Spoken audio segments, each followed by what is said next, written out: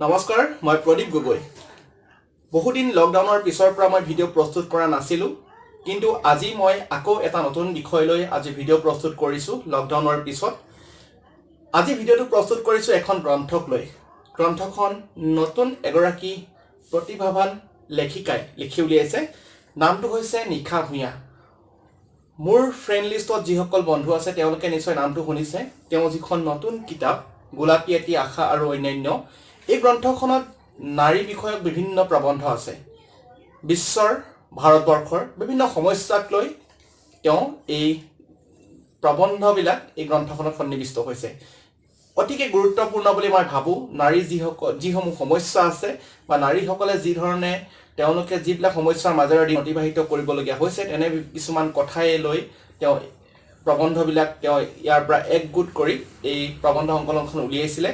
গতিকে ইয়াৰ পৰাই মই কেইটামান অতি গুৰুত্বপূৰ্ণ বুলি মই নিজে ভাবিছোঁ, সেইখিনি মই আজি তেওঁক লেখিকাগৰাকীক পোনপটীয়াকৈ সুধিব বিচাৰিছোঁ আৰু তেওঁ কিদৰে তাৰ উত্তৰবিলাক দিছে আমি দেৰি নকৰি চাওঁ বলক।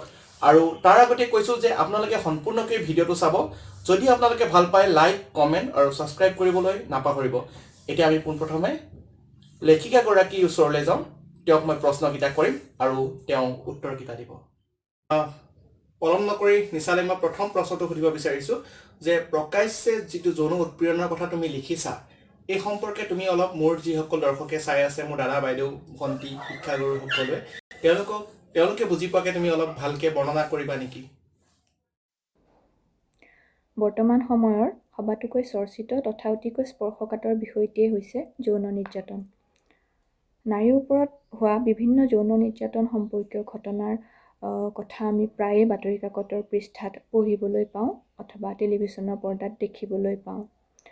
এই বিষয়টিৰ সন্দৰ্ভতে বিভিন্ন সজাগতামূলক কাৰ্যসূচী গ্ৰহণ কৰা হয় যদিও এনেধৰণৰ ঘটনাসমূহ যি হাৰত ৰোধ পাব লাগিছিল, বৰ্তমানেও যেন সেয়া সম্ভৱ হৈ উঠা নাই। বিগত কিছু সময়ছোৱাৰ পৰা সঘনে আলোচনা হোৱা এটি বিষয় হৈছে নাৰীৰ ওপৰত হোৱা প্ৰকাশ্যে যৌন নিৰ্যাতনৰ বিষয়টি। এতিয়া হয়তো বহুতে এই কথা ভাবিব যে এগৰাকী নাৰীৰ ওপৰত প্ৰকাশ্যে যৌন নিৰ্যাতন চলোৱাটোনো কিদৰে সম্ভৱ।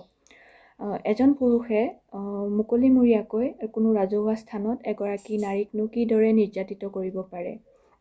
কিন্তু এই ধৰণৰ প্ৰশ্নসমূহৰ কিছু আচৰিত উত্তৰ লৈ আহিছে প্লেন ইণ্টাৰনেশ্যনেল UK নামৰ এটি সংস্থাই।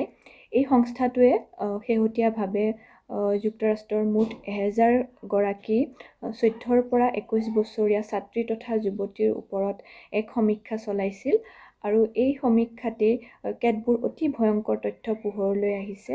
সেই সমীক্ষা অনুসৰি মুঠ 66% ছাত্ৰী অথবা যুৱতীয়ে নিজৰ যাত্ৰাপথত মুকলিমূৰীয়াকৈ কোনো অচিনাকি অথবা চিনাকি ব্যক্তিৰ দ্বাৰাই অনাকাংক্ষিত যৌন স্পৰ্শ অথবা যৌন উৎপীড়নৰ সন্মুখীন হ'বলগীয়া হয় আৰু বাকী 35% ছাত্ৰী অথবা যুৱতীয়ে কোনো পুৰুষৰ দ্বাৰা কোনো ৰাজহুৱা স্থানত জোকোৱা অথবা বিৰূপ মন্তব্যৰ সন্মুখীন হ'বলগীয়া হয়। তেওঁলোকে আচৰিতভাৱে এই কথাও প্ৰকাশ কৰিছে যে সেই সময়ছোৱাত তেওঁলোকে কাষৰ কোনো ব্যক্তিৰ পৰা যদি সহায়ৰ হাত বিচাৰে, তেতিয়া তেওঁলোকে কেতিয়াও কিন্তু ইতিবাচক কোনো সঁহাৰি লাভ কৰিবলৈ সক্ষম হোৱা নাই। ওচৰত থকা কোনো ব্যক্তিয়ে তেওঁলোকক সহায় কৰিবলৈ কেতিয়াও আগবাঢ়ি অহা তেওঁলোকে দেখিবলৈ পোৱা নাই। বহু লোকে হয়তো সেই ঘটনাসমূহ উপভোগহে কৰে আৰু বহু লোকে হয়তো নিজৰ কৰ্মব্যস্ততাৰ অজুহাত দেখুৱাই সেই স্থানৰ পৰা আঁতৰি যাবলৈহে ভাল পায়। তেনে ক্ষেত্ৰত বহু নাৰীয়ে প্ৰকাশ্যে যৌন নিৰ্যাতনৰ সন্মুখীন হ'বলগীয়া হৈছে। তদুপৰি বহু যুৱতীয়ে এই কথাও জনায় যে এনে কোনো ৰাজহুৱা স্থানত বহু অচিনাকি ব্যক্তিয়ে মুকলিমূৰীয়াকৈ অথবা লুকাই চুৰুকৈ হ'লেও তেওঁলোকৰ ফটো অথবা ভিডিঅ' ল'বলৈ যত্ন কৰে আৰু সেই ফটো অথবা ভিডিঅ'সমূহ পিছলৈ ব্লেকমেইলিং কৰিবলৈ অথবা যৌনতাৰ পোহা মেলিবলৈ তেওঁলোকে ব্যৱহাৰ কৰে। এগৰাকী 19 বছৰীয়া যুৱতীয়ে এই কথা জনায় যে এবাৰ তেওঁ বজাৰলৈ যাবলগীয়া হৈছিল আৰু সেই বজাৰতেই এজন অচিনাকি ব্যক্তিয়ে গাড়ীৰে তেওঁৰ পিছে পিছে আগবাঢ়ি কিছু বিৰূপ মন্তব্য আগবঢ়াইছিল। সেই সময়ত তেওঁৰ মোবাইলটো ছুইচ অফ হৈ আছিল যদিও তেওঁ মোবাইলটো উলিয়াই কাণত লৈ নিজৰ পিতৃৰ সৈতে কথা পতাৰ অভিনয় কৰিবলৈ বাধ্য হৈছিল। তেওঁ কিছু জোৰকৈয়ে কথা পাতি সেই অচিনাকি ব্যক্তিজনক পতিয়ন নিয়াইছিল যে তেওঁৰ পিতৃজন কোনো ওচৰৰ স্থানতে আছে আৰু অতি কম সময়ৰ ভিতৰতে আহি যুৱতীগৰাকীৰ ওচৰত উপস্থিত হ'ব। তাকে শুনি সেই অচিনাকি ব্যক্তিজন আঁতৰি গৈছিল আৰু যুৱতীগৰাকীয়ে খৰখেদাকৈ ঘৰলৈ গৈ নিজৰ পিতৃৰ আগত এই সকলো কথা অৱগত কৰিছিল। আৰু তেতিয়া যুৱতীগৰাকীৰ পিতৃজনে কেৱল এটা কথাই কৈছিল যে তুমি দেখোন জানাই পুৰুষসকল দেখোন তেনেকুৱাই। কিন্তু কথাবোৰ তেনেদৰে বুজাই দিলেই জানো সমস্যাসমূহৰ সমাধান হোৱাটো সম্ভৱ। প্লেন ইণ্টাৰনেশ্যনেল UK এই কথাসমূহৰ গভীৰতা অনুধাৱন কৰিয়েই যুক্তৰাষ্ট্ৰৰ চৰকাৰক কোনো অচিনাকি অথবা চিনাকি ব্যক্তিয়েই ৰাজহুৱা স্থানত এইদৰে জোকোৱা অথবা বিৰূপ মন্তব্য কৰা, অবাঞ্ছিতভাৱে স্পৰ্শ কৰা, কোনো কটুক্তি কৰা আদি কাৰ্যকলাপক যৌন উৎপীড়ন অৰ্থাৎ ছেক্সুৱেল হেৰাছমেণ্টৰ অন্তৰ্গত বুলি ঘোষণা কৰিবলৈ আবেদন জনায়। তদুপৰি তেওঁলোকে চৰকাৰখনক সকলো ব্যক্তিকেই নাৰীৰ নিৰ্যাতন সম্পৰ্কীয় ঘটনা দেখিলে যাতে প্ৰতিহত কৰিবলৈ আগবাঢ়ি আহিব পাৰে তাৰ বাবে সচেতনতামূলক কিছু কাৰ্যসূচী ল'বলৈ আহ্বান জনায় আৰু লগতে বাছ চালক অথবা বাছৰ সৈতে জড়িত যিসকল কৰ্মচাৰী অথবা ৰেলৰ সৈতে জড়িত যিসকল কৰ্মচাৰী, লগতে দোকানৰ কৰ্মচাৰীসকল, তদুপৰি পদপথৰ ব্যৱসায়িক প্ৰতিষ্ঠানসমূহৰ কৰ্মকৰ্তাসকলক বিশেষভাৱে কিছু কৰ্মশালাৰ আয়োজন কৰি মুকলিমূৰীয়া স্থানত নাৰী নিৰ্যাতন হ'লে কিদৰে প্ৰতিহত কৰিব পাৰি সেই কথা বুজাবলৈ অথবা তাৰ প্ৰশিক্ষণ দিবলৈ আহ্বান জনায় আৰু অতি খৰতকীয়াভাৱে তেনে পদক্ষেপ ল'বলৈও তেওঁলোকে আহ্বান জনাইছে। এতিয়া যদি আমি আমাৰ দেশখনৰ অথবা আমাৰ ৰাজ্যখনৰ প্ৰেক্ষাপটতে এই কথাটি বিশ্লেষণ কৰিবলৈ যাওঁ তেতিয়া আমি দেখা পাওঁ যে আমাৰ চৌপাশে এনেধৰণৰ বহু ঘটনা আমি প্ৰায়ে দেখা পাই থাকোঁ। আমি প্ৰায়ে বাছেৰে যাত্ৰা কৰাৰ সময়ত ভিৰৰ সুযোগ লৈ কোনো ব্যক্তিয়ে নাৰীক অবাঞ্ছিতভাৱে স্পৰ্শ কৰাৰ কথাটি আমি প্ৰায়ে দেখিবলৈ পাওঁ। বহু নাৰীয়ে সেই সময়ত মনে মনে থাকি নিজৰ গন্তব্যস্থানত নামি যায় আৰু বহুতেই হয়তো হুলস্থুল কৰি সেই কথাটি বাছখনত থকা সকলো ব্যক্তিকে জনায় আৰু অন্য কোনো নাৰীয়ে যাতে পিছলৈ তেনেধৰণৰ সমস্যাৰ সন্মুখীন হ'লে মনে মনে নাথাকে সেই কথা বুজাবলৈ যত্ন কৰে। কিন্তু আমি কেতিয়াও হয়তো এই কথা ভাবি নাচাওঁ যে আমি সকলোৱে তেনে এটি পৰিস্থিতিত সেই নাৰীগৰাকীৰ সৈতে সহমত প্ৰকাশ কৰিব লাগে অথবা তেওঁক ৰক্ষা কৰিবলৈ চেষ্টা কৰিব লাগে।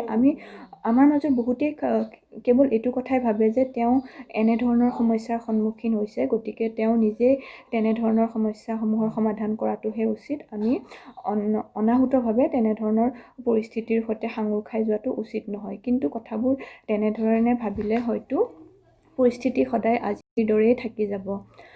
কথাতে কোৱা হয় যে সাৱধানীৰ মৰণ নাই, অৰ্থাৎ সাৱধান হৈ থকা ব্যক্তিয়ে কেতিয়াও কোনো বিপদত পৰিবলগীয়া নহয়। কিন্তু এই সাৱধানীৰ মৰণ নাই কথাষাৰ কেৱল নাৰীৰ সৈতে সদায় প্ৰয়োগ কৰাটো উচিত নহয়। সকলো ব্যক্তিয়ে সদায় জীৱনত সাৱধান হৈ থাকিব লাগে আৰু প্ৰত্যেকজন ব্যক্তিয়ে নিজৰ জীৱনকালত কেৱল নাৰীকে নহয় যদি অন্য কোনো ব্যক্তিও কোনো বিপদৰ সন্মুখীন হয় তেওঁলোকক সহায় কৰিবলৈ আগবাঢ়ি আহিবলৈ সদায়ে তৎপৰ হৈ থাকিব লাগে।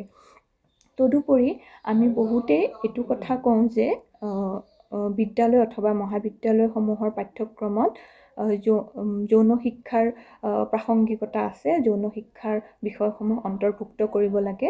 বহু শিক্ষানুষ্ঠানত যৌন শিক্ষাৰ পাঠ্যক্ৰমসমূহ অন্তৰ্ভুক্ত কৰা হৈছে যদিও সেয়া মুকলিমূৰীয়াকৈ পঢ়োৱা নহয়। কিন্তু জ্যেষ্ঠসকলে অৰ্থাৎ অভিভাৱকসকলে কাহানিও নিজৰ সন্তানটিক যে কোনো অন্য লোকে অথবা বিদ্যালয়ৰ লোকে যৌন শিক্ষা সম্পৰ্কীয় কথাসমূহ বুজাই দিব তাৰ বাবে অপেক্ষা কৰি থকাটো উচিত নহয়। তেওঁলোকে সন্তানক সৰুকালৰে পৰাই পৰাপক্ষত যৌন শিক্ষাৰ প্ৰাৰম্ভিক কথাসমূহ বুজাই দিবলৈ চেষ্টা কৰিব লাগে। তদুপৰি কেৱল নিজৰ কন্যা সন্তানক নহয়, ল'ৰা সন্তানসমূহকো সদায়ে সৰুৰে পৰাই এনেধৰণৰ শিক্ষাৰ কথা বুজাব লাগে।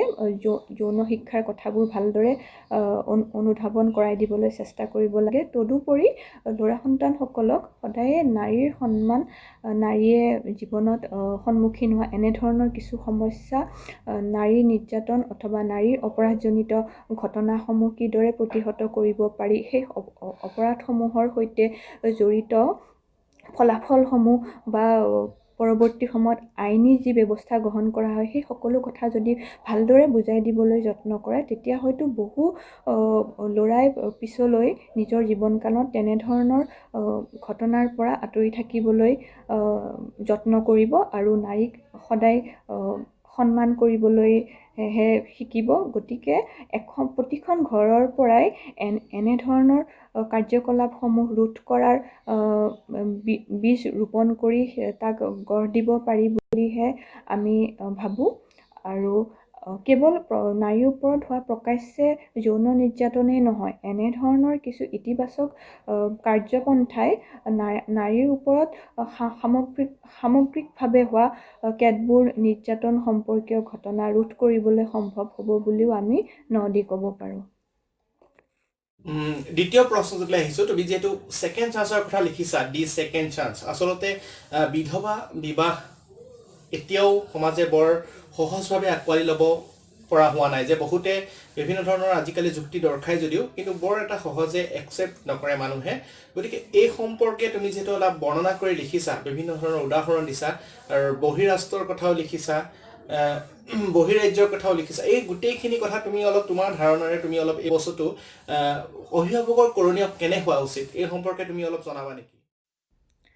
ভাৰতৰ প্ৰখ্যাত সমাজকৰ্মী মোহনগিৰিৰ ভাষ্য অনুসৰি এগৰাকী বিধৱা নাৰীৰ জীৱন বৰ্তমানেও সামাজিক মৃত্যুৰ সমকক্ষ। এই কথাষাৰিৰ গভীৰতা হয়তো মোৰ দৰে বহুতেই বুজিবলৈ সক্ষম হৈছে। এগৰাকী বিধৱা নাৰীৰ সমগ্ৰ জীৱনকাললৈ লক্ষ্য কৰিলে এই কথাষাৰ অতি সুন্দৰভাৱে বুজি উঠিব পাৰি। তেনে বহু নাৰীৰ চৰিত্ৰ তথা তেওঁলোকৰ জীৱনশৈলীৰ ওপৰত সমাজৰ বহু লোকে প্ৰশ্ন তোলে যদিও তেনে নাৰীসকলৰ ভৱিষ্যত তথা তেওঁলোকৰ আশা আকাংক্ষা, ইচ্ছা অনিচ্ছা, এই সকলো কথাৰ বিষয়ে কেতিয়াও কোনো কথা তেনে বহু ব্যক্তিয়ে ভাবি নাচায় আৰু তেওঁলোকক সদায় কঠোৰ ৰীতি নীতিৰ নামত দমন কৰিবলৈহে চেষ্টা কৰা আমি দেখিবলৈ পাওঁ। সৰুতেই বিদ্যালয়ৰ পাঠ্যক্ৰমত আমি সতীদাহ প্ৰথাৰ কথা পঢ়িবলৈ পাইছিলোঁ আৰু লগতে পঢ়িবলৈ পাইছিলোঁ কিদৰে এচাম সমাজ সংস্কাৰকে সতীদাহ প্ৰথাৰ বিলুপ্তি ঘটাইছিল। তেনেদৰে আমি পঢ়িবলৈ পাইছিলোঁ কঠোৰ বিধৱা ব্ৰতৰ কথাও। সেই সময়ছোৱাত বাল্য বিবাহৰ প্ৰচলন অবাধ হাৰত আছিল বাবে হয়তো বহু নাৰীয়ে অতি কম বয়সতে বিধৱাৰ সাজ পৰিধান কৰিবলগীয়া হৈছিল আৰু তেওঁলোকে নিজৰ সমগ্ৰ জীৱনকাল অতি কঠোৰ বিধৱা ব্ৰত খাটিবলগীয়া হৈছিল। এই সকলো দেখিয়েই সেই সময়ৰ এচাম সমাজ সংস্কাৰক তথা সমাজকৰ্মী আগবাঢ়ি আহিছিল বিধৱা নাৰীসকলৰ জীৱন উন্নত কৰিবৰ বাবে। আৰু পৰাধীন ভাৰতত সেই সময়ছোৱাতেই অৰ্থাৎ 1848 চনৰ পৰা 1852 চনৰ মাজৰ সময়ছোৱাত ঈশ্বৰচন্দ্ৰ বিদ্যাসাগৰে এক সমীক্ষা চলাইছিল আৰু সেই সমীক্ষাত এক অতি ভয়ংকৰ তথ্য পোহৰলৈ আহিছিল। সেই তথ্য অনুসৰি সেই সময়ছোৱাত কুলীন ব্ৰাহ্মণসকলে বিধৱা নাৰীসকলৰ ওপৰত মূলতঃ এনেধৰণৰ কঠোৰ ৰীতি নীতিসমূহ জাপি দিছিল আৰু তাৰে সুযোগ লৈ পেলাই তেওঁলোকে সেই বিধৱা নাৰীসকলৰ সৈতে সহবাসো কৰিছিল আৰু তেওঁলোকক নিজৰ ব্যক্তিগত কিছু স্বাৰ্থ পূৰণৰ বাবে ব্যৱহাৰহে কৰিছিল। এই ভয়ংকৰ তথ্যটি পোহৰলৈ অহাৰ পিছতে ঈশ্বৰচন্দ্ৰ বিদ্যাসাগৰে সম্পূৰ্ণ নিজা উদ্যোগত পৰাধীন ভাৰতৰ মুঠ 1000 গৰাকী ব্যক্তিৰ স্বাক্ষৰ সম্বলিত এখন পত্ৰ সেই সময়ৰ পৰাধীন ভাৰতৰ সংসদত তেওঁ উত্থাপন কৰিছিল আৰু সেই পত্ৰৰ ওপৰত দৃষ্টি নিক্ষেপ কৰিয়ে ইষ্ট ইণ্ডিয়া কোম্পেনীয়ে 1956 চনতে এখন বিধৱা বিবাহ আইন ভাৰতবৰ্ষত প্ৰচলন কৰিছিল। কিন্তু আজিৰ সময়ত আমি বিধৱা বিবাহৰ প্ৰসংগ আৰু তাৰ প্ৰাসংগিকতাৰ কথা আলোচনা কৰাটো অতি লাজৰ কথা হৈছে বুলিহে ক'ব পাৰি, কিয়নো স্বাধীনতাৰ 91 বছৰ পূৰ্বে এচাম লোকে বিধৱা নাৰীসকলৰ জীৱন উন্নত কৰাৰ বাবে, তেওঁলোকৰ সন্তানৰ ভৱিষ্যত সুন্দৰ কৰাৰ বাবে এনেধৰণৰ কিছু কঠোৰ পদক্ষেপ গ্ৰহণ কৰিবলৈ আগবাঢ়ি আহিছিল। কিন্তু আমি বৰ্তমান সময়ত অতি সহজভাৱে বহু কথাই যেন ল'ব পৰা হোৱা নাই। এই কথাখিনি যদি আমি অতি গভীৰভাৱে নিজৰ মনতে জুকিয়াই চাওঁ, তেতিয়া হয়তো আমাৰ চৌপাশৰে বহু বিধৱা নাৰীৰ প্ৰতিচ্ছবি চকুৰ আগত ভাহি আহিব, যে তেওঁলোকে কিদৰে স্বামীৰ মৃত্যুৰ পিছত নিজৰ জীৱন কটাবলগীয়া হৈছে। আৰু তেওঁলোকে তেনেধৰণৰ জীৱন কটাবৰ বাবে তেওঁলোকনো কিহৰ বাবে দায়ী, সেই কথাও আমি তেওঁলোকে কিয় তেনেধৰণৰ এক জীৱন কটাবলগীয়া হৈছে, তেওঁলোকৰনো ভুল কি, তেওঁলোকেনো এনে কি ধৰণৰ পাপ কৰিলে, সেই কথা আমি তেনে ক্ষেত্ৰত ভাবিবলৈহে চেষ্টা কৰা উচিত। এইখিনিতে মই ব্যক্তিগত জীৱনৰে এটি সৰু উদাহৰণ আগবঢ়াবলৈ বিচাৰিছোঁ। অতি সৰু কালতে আমি দেখিবলৈ পাইছিলোঁ যে আমাৰ প্ৰতিবেশী এগৰাকী নাৰী, তেওঁৰ স্বামীৰ মৃত্যু হৈছিল। সেই সময়ত তেওঁৰ তিনিওটি সন্তানেই বয়সত অতি সৰু হৈ আছিল আৰু তেওঁ নিজেই সিদ্ধান্ত গ্ৰহণ কৰি এজন অন্য পুৰুষৰ লগত বিবাহপাশত আবদ্ধ হৈছিল। সেই সময়ছোৱাত ওচৰ চুবুৰীয়া তথা সমাজৰ বহু লোকে তেওঁক প্ৰতিদিনে প্ৰতি পদে পদে কেৱল এটা কথাই যেন সোঁৱৰাবলৈ বিচাৰিছিল, যে তেওঁ এক ভুল সিদ্ধান্ত গ্ৰহণ কৰিলে আৰু তেওঁ পুনৰ বিবাহ কৰাটো পাপ, আৰু তেওঁৰ স্বামীয়ে তাৰ বাবে তেওঁৰ স্বামীৰ আত্মাই তাৰ বাবে কষ্ট পাব। এনেধৰণৰ বহু কথা তেওঁক প্ৰতিদিনে শুনোৱা আমি নিজ চকুৰে দেখিবলৈ পাইছিলোঁ। কিন্তু তেওঁ তেতিয়াও নিজৰ সিদ্ধান্ততেই অটল আছিল আৰু তেনেদৰে তেওঁ আজিলৈকে জীৱন নিৰ্বাহ কৰি আছে। আচৰিতভাৱে বৰ্তমান তেওঁৰ সুন্দৰ পৰিয়ালটি আৰু তেওঁৰ সন্তান তিনিওটিৰে উজ্জ্বল ভৱিষ্যত দেখি সেই সকলো লোকেই তেওঁক সেই সময়ত সঠিক সিদ্ধান্ত গ্ৰহণ কৰিলে বুলিয়ে কোৱা শুনিবলৈ পাওঁ। এই সকলো কথা শুনি হয়তো আপোনালোকে কিছু হাস্যৰসো পাব পাৰে, কিন্তু এয়া মই ব্যক্তিগত জীৱনতেই দেখিবলৈ পোৱা এটি সৰু ঘটনা। এই ঘটনাটিৰ পৰা এটা কথাই আমি বুজি পাওঁ যে মানুহে নিজৰ চকুৰ আগত যি দেখা পায় দৰাচলতে সেইখিনি কথাই তুলি ল'বলৈ বিচাৰে। এতিয়া এইটো কথা ক'ব পাৰি যে বিধৱা নাৰীসকলৰ ওপৰত অতীজৰে পৰাই কিছু কঠোৰ ৰীতি নীতি জাপি দিয়া হৈছে আৰু সেইখিনি আমি তেনেদৰে চলি অহা দেখিবলৈ পাইছোঁ। গতিকে এগৰাকী নাৰী বিধৱা যেতিয়া হয়, তেতিয়া তেওঁৰ সৈতে তেনেদৰে ব্যৱহাৰ কৰিব লাগে বা তেওঁৰ জীৱনশৈলী তেনেদৰে আগবাঢ়ি যাব লাগে বুলি আমাৰ বহুতৰে মনত এক ধাৰণা সোমাই আছে। সেইবাবেহে তেনে এগৰাকী নাৰীয়ে যদি পুনৰ বিবাহৰ কথা চিন্তা কৰে, সেয়া এক পাপ বুলিহে আমি সাধাৰণতে ভাবি লওঁ আৰু আমি কেতিয়াও তেওঁৰ ফলীয়া হৈ আমি কথা ক'বলৈ নিবিচাৰোঁ। এই ক্ষেত্ৰত আৰু এটা কথা ক'বলৈ বিচাৰি যে স্বামীৰ মৃত্যুৰ বাবে সাধাৰণতে আজিৰ সময়তো পত্নীকেই দোষী বুলি সাব্যস্ত কৰা হয়। অৰ্থাৎ এজন স্বামীৰ যদি কিবা কাৰণত বেমাৰ হয় অথবা তেওঁৰ যদি মৃত্যু হয়গৈ কোনো দুৰ্ঘটনাত অথবা বয়সৰ বাবেই হওক, তাৰ সেই সকলো কাৰণৰ বাবে কিন্তু পত্নীগৰাকীকে আজিৰ সময়তো দায়ী কৰা হয় আৰু তেওঁক পৰৱৰ্তী সময়ত কঠোৰ বিধৱা ব্ৰত খাটিবলৈ বাধ্য কৰোৱা হয়। কিন্তু এই কথা আমি সদায় ভাবি চাব লাগে যে জন্ম মৃত্যু বিবাহ এয়া ঈশ্বৰৰ নিজা ইচ্ছাত হোৱা বুলিহে আমি সৰুৰে পৰা শুনিবলৈ পাইছোঁ। অৰ্থাৎ জন্ম মৃত্যুৰ বিবাহৰ ওপৰত কাৰো হাত নাথাকে বুলি আমি সৰুৰে পৰা শুনিবলৈ পাইছোঁ। গতিকে এই কথা সুন্দৰভাৱে বুজিব পাৰি যে মৃত্যু স্বাভাৱিক, কিন্তু সেই মৃত্যুৰ কোনো এজন পুৰুষৰ মৃত্যুৰ বাবে তেওঁৰ পত্নীক দোষী সাব্যস্ত কৰা আৰু তেওঁৰ জীৱনটি নৰকসদৃশ কৰি পেলোৱাটো কোনোপধ্যেই স্বাভাৱিক হ'ব নোৱাৰে। তাৰ পৰিৱৰ্তে তেওঁৰ নিজৰ ইচ্ছাৰ কথা জানি তেওঁৰ জীৱনটি পৰৱৰ্তী সময়ত কিদৰে সুন্দৰ কৰিব পাৰি সেই কথাহে বুজিবলৈ চেষ্টা কৰা উচিত। এই ক্ষেত্ৰত আৰু এটি কথা উল্লেখ কৰিব পাৰি যে বিধৱা পুনৰ বিবাহৰ ক্ষেত্ৰত সেই বিশেষ নাৰীগৰাকীৰ নিজৰ সন্মতিও অতিকৈ জৰুৰী। তেওঁ যদি নিজৰ জীৱনটি পৰৱৰ্তী সময়ত নতুনকৈ আৰম্ভ কৰিব বিচাৰে, তেওঁ যদি অন্য কোনো পুৰুষৰ সৈতে বিবাহ পাশত আবদ্ধ হৈ নিজৰ ভৱিষ্যতটি সুন্দৰ কৰিবলৈ, তেওঁৰ জীৱনটি উন্নত কৰিবলৈ বিচাৰে, সেই ক্ষেত্ৰত সকলোৱে সহযোগিতা আগবঢ়োৱাটোহে উচিত। এনে কৰিলে সেই নাৰীগৰাকীৰ লগতে যদিহে তেওঁৰ সতি সন্ততিও থাকে, তেওঁলোকৰো ভৱিষ্যত সুন্দৰ হ'ব বুলিয়েই ক'ব পাৰি। আমি প্ৰায়ে এটি কথা কোৱা শুনিবলৈ পাওঁ যে সকলো ব্যক্তিয়ে জীৱনত এটি দ্বিতীয় সুযোগ লাভ কৰিব লাগে। গতিকে বিধৱা নাৰীসকলেও জানো নিজৰ জীৱনত এটি দ্বিতীয় সুযোগ লাভ কৰাটো উচিত নহয়। তেওঁলোকে জানো নিজৰ জীৱনটি আকৌ এবাৰ সুন্দৰভাৱে গঢ় দিয়াটো জানো উচিত নহয়। সেই কথা আমি হয়তো এতিয়া ভাবাৰ সময় আহি পৰিছে। দৰাচলতে ক'ব গ'লে সময় এতিয়াৰ বুলি নহয়, এয়া আমি বহু পূৰ্বেই কথাবিলাক ভালদৰে ভাবি চাব লাগিছিল। হয়তো বহুতে এতিয়াও এই কথাখিনি ভাবি লোৱা নাই যদিও বহু বিধৱা নাৰীয়ে বা তেওঁলোকৰ লগত প্ৰত্যক্ষ বা পৰোক্ষভাৱে জড়িত বহু ব্যক্তিয়ে তেওঁলোকৰ জীৱন সুন্দৰ কৰিবলৈ ইতিমধ্যে কিছু পদক্ষেপ গ্ৰহণ কৰিছে। গতিকে তেওঁলোককো আমি ভাল চকুৰে চাব লাগে। তেওঁলোকক সদায় সহায় সহযোগিতাহে আগবঢ়াব লাগে।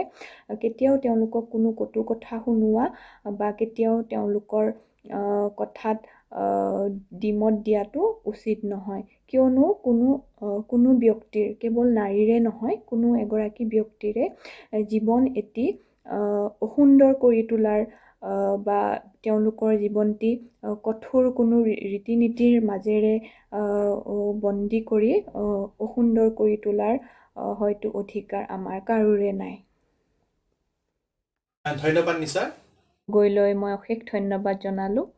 আশা কৰিছোঁ সকলো দৰ্শকে এই কথাখিনি যেন সহৃদয়তাৰে আঁকোৱালি লয়। ধন্যবাদ।